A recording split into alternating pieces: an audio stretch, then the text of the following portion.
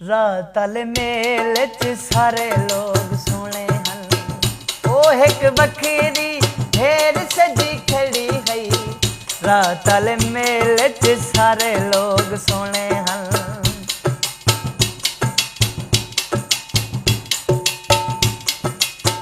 झूमर आले पेड़े को पक्का की थी खड़ी है। झूमर आले पेड़े को पक्का की थी खड़ी है। झूमर आले पेड़े को पक्का की थी खड़ी है। बारूद खड़ा ले आंधी खैर लगी खड़ी है। बारूद खड़ा ले आंधी